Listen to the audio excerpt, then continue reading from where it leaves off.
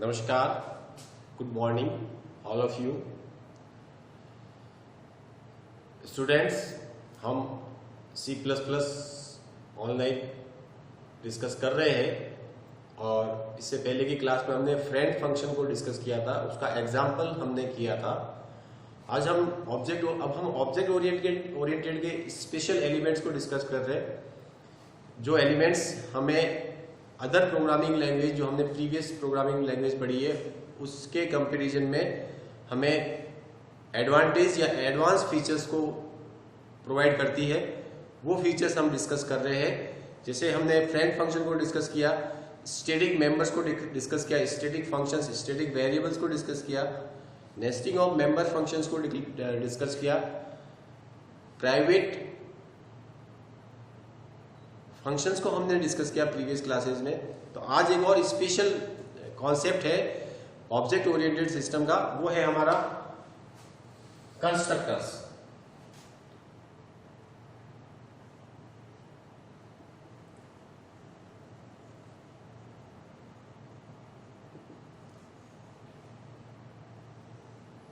सबसे पहले तो इनकी डेफिनेशन के बारे में समझ लेते हैं अपन।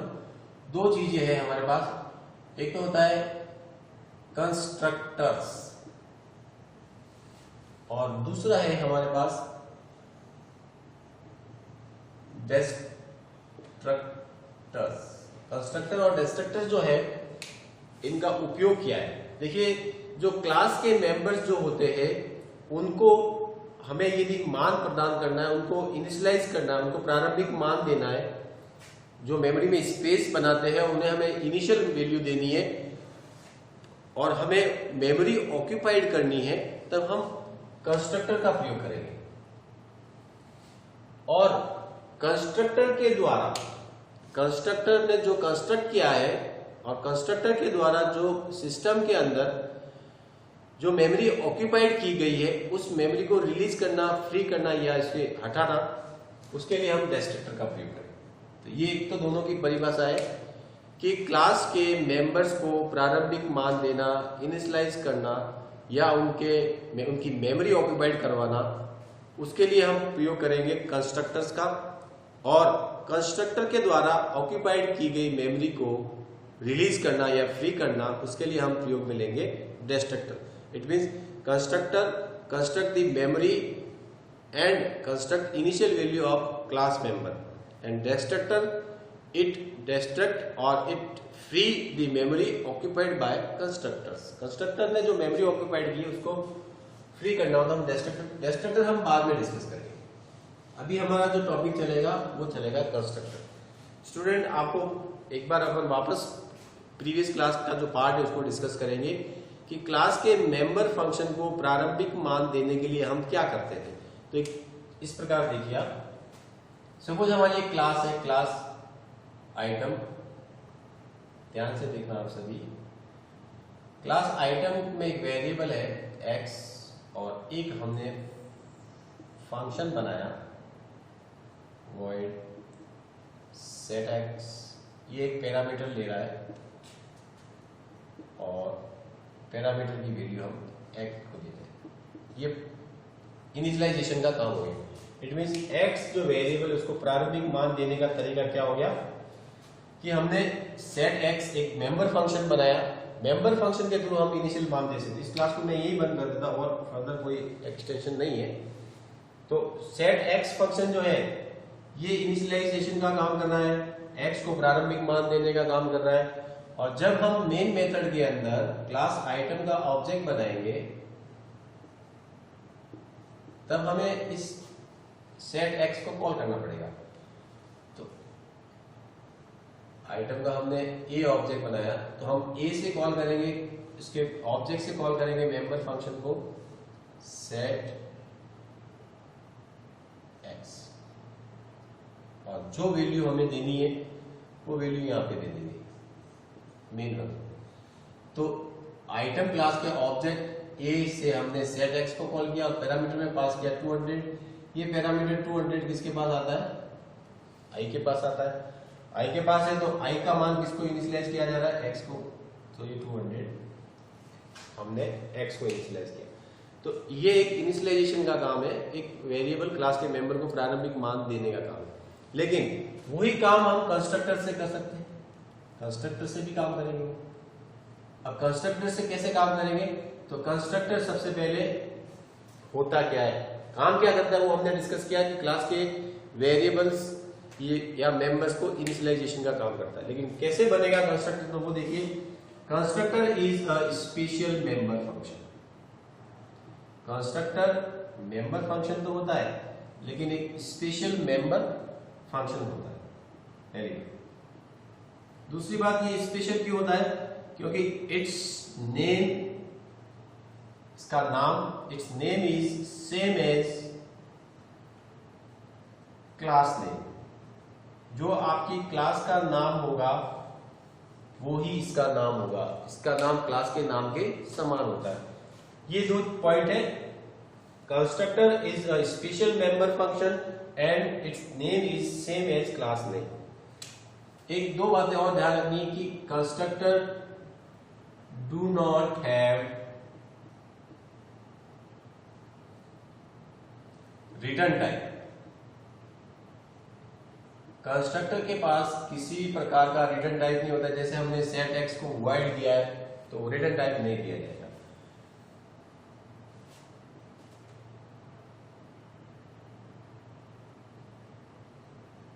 कंस्ट्रक्टर्स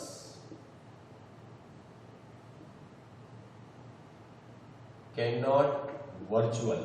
जब अपन वर्चुअल पढ़ेंगे तो ये ध्यान रखना, कंस्ट्रक्टर जो है वो वर्चुअल नहीं होता है, और constructors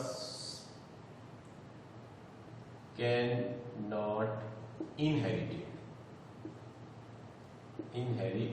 कंस्ट्रक्टर को हम इनहेरिटेड नहीं कर सकते। जब हम इनहेरिटेंस पढ़ेंगे तो उस समय डिस्कस करेंगे कि कंस्ट्रक्टर जो है वो इनहेरिटेड नहीं होता है, वर्चुअल नहीं होता है।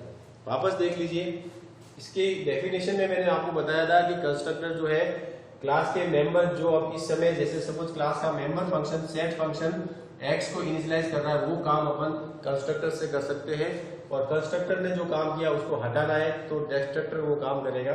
लेकिन कंस्ट्रक्टर के कुछ बेसिक पॉइंट्स है वो देखिए। Constructor is a special member function, its name is same as class name. Class के नाम के समान होता है। दूसरा, कंस्ट्रक्टर के पास किसी भी प्रकार का रिटर्न टाइप नहीं होता है। Constructor do not have return type.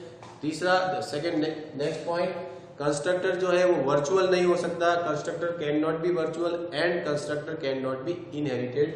Constructor को अपन इनहेरिट नहीं कर सकते।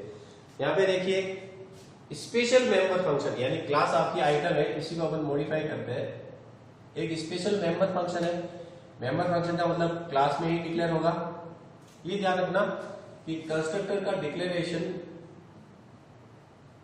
डिक्लेयर एज पब्लिक, इसको पब्लिक डिक्लेयर करना है। जनरली कंस्ट्रक्टर को हमें पब्लिक सेक्शन में डिक्लेयर। तो constructor is a special member function. अगर हम बनाएंगे स्पेशल मेंबर फंक्शन का मतलब क्लास के अंदर ही डिक्लेयर होगा। दूसरा, its name is same as class name. अब सपोज हम इसको ही कंस्ट्रक्टर बनाना चाहते हैं, सेट एक्स को, तो इसका नाम जो है क्लास के नाम के समान होगा। यानी ऐसा फंक्शन जिसका नाम क्लास के नाम के समान हो गया तो वो फंक्शन हमारे लिए क्या हो गया? कंस्ट्रक्टर्स। ओके, फिर हमने ये भी तो लिखा है कि do not have return type. Constructor के पास कोई रिटर्न टाइप नहीं होता है तो हमें रिटर्न टाइप नहीं देना।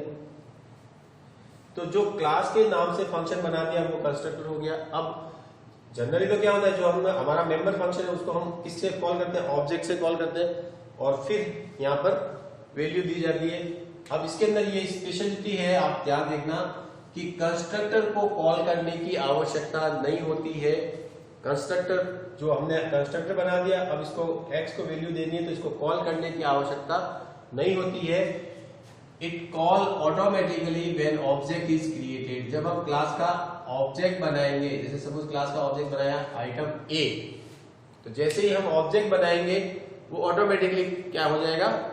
कॉल हो जाएगा। आइटम जो है वो ऑब्जेक्ट बनाते ही ऑटोमेटिकली कॉल हो जाएगा। लेकिन हमने आइटम को तो पैरामीटर पास किया, तो पैरामीटर भी आपको यहीं पर स्पेसिफाई करना है। जो पैरामीटर देना है वो यहीं पे देना है। स्पेशली ऑब्जेक्ट के द्वारा कंस्ट्रक्टर को कॉल करने की आवश्यकता नहीं होती है। Constructor is a special member function, its name is same as class, do not have return type, constructor can not virtual, constructor can not inherit, declare as public, and constructor call automatically when object is created. Constructor अपने आप call होगा एक सामान, जैसे हमने इससे पहले set x को एक्टिव करने के लिए हमें ऑब्जेक्ट से कॉल करना पड़ा क्योंकि वो सिंपल मेंबर फंक्शन था, लेकिन जैसे ही उस मेंबर फंक्शन को हमने कंस्ट्रक्टर बनाया तो अब आपको सेकंड लाइन कॉल वाली जो है, जो हम लिखते हैं ना यहाँ पर ए डॉट, जैसे आइटम को कॉल करना है, अभी फंक्शन का नाम आइटम है, ऐसा करने की आवश्यकता नहीं, क्योंकि कंस्ट्रक्टर को ऑब्जेक्ट के द्वारा कॉल करने की आवश्यकता नहीं होती है। कंस्ट्रक्टर ऑटोमेटिकली कॉल होता है when the object is created. उस क्लास का ऑब्जेक्ट जब क्रिएट होगा तो कंस्ट्रक्टर ऑटोमेटिक कॉल होगा। तो ये एक बेसिक कॉन्सेप्ट है जिसको अपन पढ़ेंगे अभी 3-4 क्लासेस के अंदर चलेगा। एक बहुत बड़ा चैप्टर है कंस्ट्रक्टर का ऑब्जेक्ट ओरिएंटेड सिस्टम के अंदर। इसके आगे का जो हम डिस्कस करेंगे टाइप्स ऑफ कंस्ट्रक्टर, वो हम नेक्स्ट क्लास में डिस्कस करेंगे। ओके।